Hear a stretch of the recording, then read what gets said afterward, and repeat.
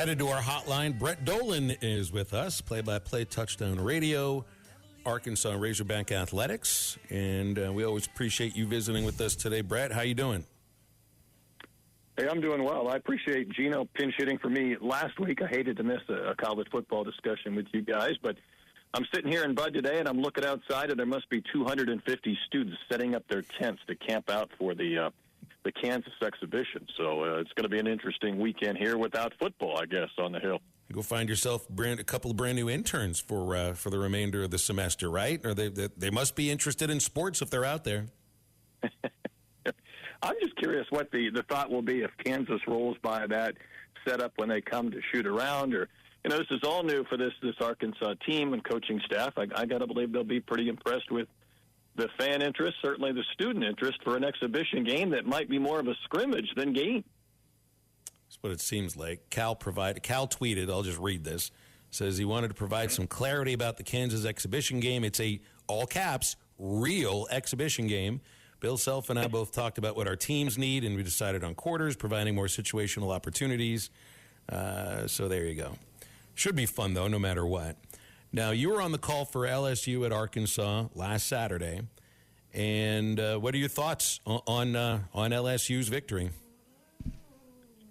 Well, certainly more impressive than some of the previous weeks when they had to escape. They had to overcome a 17-point deficit at South Carolina. They didn't lead for a single second until they won in overtime against Ole Miss, but it felt like very early they set the tone. And, sometimes we think things change over the course of a game. There's adjustments and whatnot, but Arkansas was going to give up that 7-yard, 8-yard pass all game long, and I think maybe the difference, though, was LSU was able to run the football. We didn't think they would be, and Arkansas, with some of their injuries to Jaquindon Jackson and not, could not. When LSU commits 11 penalties and wins the game, and their quarterback who had thrown more touchdown passes than any QB in the SEC throws for 0, but they still win, and convincingly, they had a pretty good night.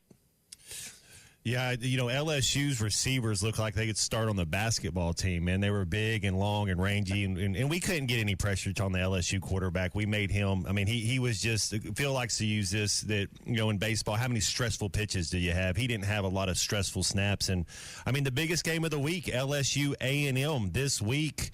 Any letdown from LSU, or do you think LSU can hang in College Station? Matt, I thought they were going to have a letdown last week, and you can't blame any team in today's college football era. If they have 2 or 3 games where they just, quite frankly, may not look like they show up, and I thought coming off an emotional late-night 4-hour game and win the previous week, maybe they would show that. Arkansas coming off a bye week. The biggest curse in this conference this year has been bye weeks. Every team coming off a bye week has looked terrible, and the other teams have just kept on grinding. It does feel like these teams have similar resumes, in that Texas A&M had that opening loss to Notre Dame, who lost to Northern. LSU lost to USC, who has lost to about everybody since. It's going to be fun to watch. I don't know if either of these teams are as dynamic as Georgia or Texas when they're clicking on all cylinders, but to their credit, to this point, they've taken care of business. So, I might be interested if A&M can hold serve again and keep winning games, because I think at some point LSU's got to pay for some of their inconsistency they had before they got to Arkansas, or maybe just, they're missing a little bit too, whether it's offensive or defensively. But, to their credit, to this point, they've gotten it done.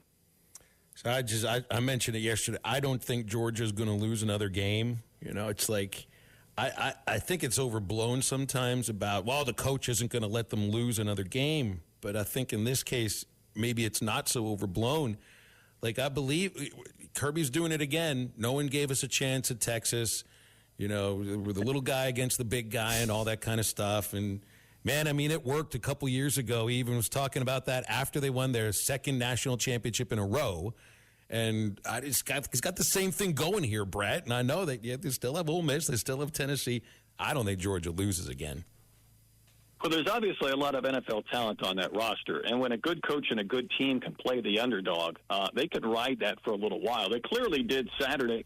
Carson Beck threw 3 interceptions, and they still comfortably won that game against a team that we had anointed kind of the undisputed number 1 for this week or for a couple of weeks, and made Texas look somewhat inferior up front. So that injury to Michael right out of the gates defensively in week one hurt them a bit.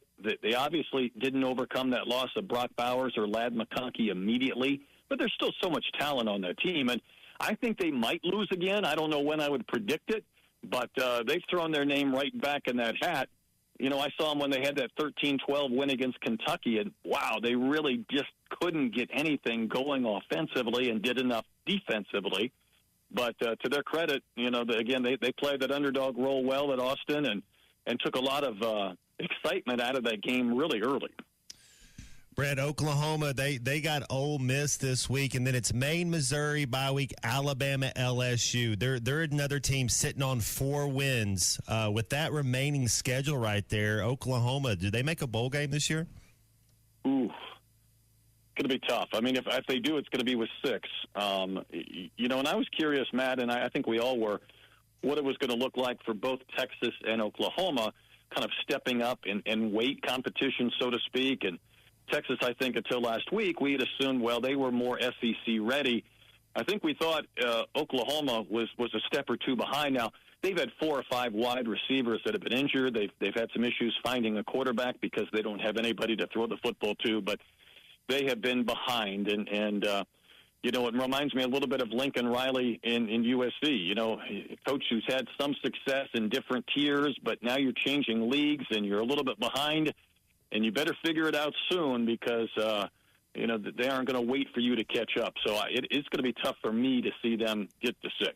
Any problem right now with Oregon being the number 1 team in the country? I know the playoff committee, another couple weeks, and Illinois travels into Oregon. But do you think they're the best team in the country right now? I think if you go by the logic we did with Texas, you have to put them number 1. Am I convinced they're clearly the best?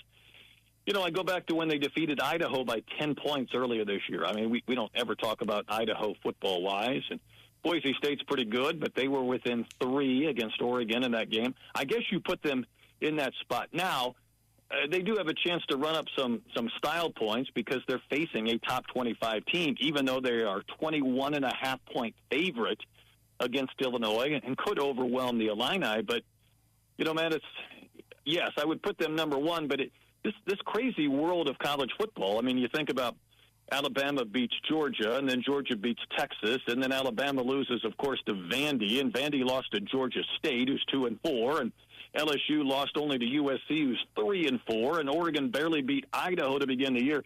I think we're going to be playing that game a lot over the course of the next few weeks when we have 2 or 3 games for each team that just don't make any sense. I guess if you can hold on and win some of those games by a small margin, you hold serve, and you hope that you're Texas, you don't get embarrassed when there's 12, 13 million people watching you on television waiting to see if you're legitimately the top team in the country or one of the top 3.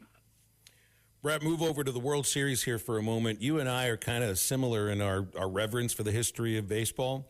So, I mean, I look at this World Series matchup, and I'm pretty fired up about it. I don't need the small market teams to be in the World Series to make me feel better about where the sport is. I love it that these 2 franchises are playing, and this is like the Cowboys and the Steelers if they were playing each other. This is kind of like the Celtics and the Lakers in a sense. It's just they hadn't played since '81. I can't wait to see what this will be like. I'm really excited because baseball's doing well from an attendance standpoint. I think changing the times of games and making them faster has helped, but where they really struggle has been the World Series ratings. And obviously you're going up against football in the middle of their seasons and whatnot, but it has seemed like for the last decade, if you're a big baseball fan and your team is not in the World Series, you stop viewing. And you have a lot of people in a similar boat. I would hope that even if you're not a Dodger fan or a Yankee fan, you tune in. You've got 3 or 4 of the best players in baseball with Shohei Ohtani, Aaron Judge, Juan Soto. You've got 2 of the dynamic franchises. And I believe, Phil, I think I heard since 95 when they started this new playoff format with wild cards and such, it's just the 4th time since 95 where the 2 best teams have advanced, the 2 number 1 seeds. So to have that be the Yankees and the Dodgers, I hope they put up some good numbers for the sport, and I really want to see this be a 6 or 7 game World Series. Do you have a sense of I think it's the Yankees. I don't think the Dodgers have the pitching to make it through, and I'm even surprised that they made it as far as they have. Well, I am too, because when we picked our World Series teams about 3 weeks ago, the three of us, I took the Yankees and I did not pick the Dodgers. And during these LCSs, I keep thinking, well, I'll pick the Yankees, and I think I'm starting to drift off that pick. And the only reason I am is because the Dodgers, despite all their pitching issues, have figured out how to win some of these bullpen games, and they put a lot of runs on the board. And I don't know if they can do that against the Yankees. They'll have potentially 4 games at Dodger Stadium at home. So I think I'm leaking a little bit from my Yankees pick and maybe leaning to the Dodgers, but I can't give you a great explanation because I'm with you. They've lost more quality pitchers to injuries for the year than most teams ever have to begin with. Well, it all starts tomorrow night, and I'll certainly be watching it. I know you will too, Brett. Thanks for your time. Do it again next week. Always enjoy it, guys. Thanks, Brett.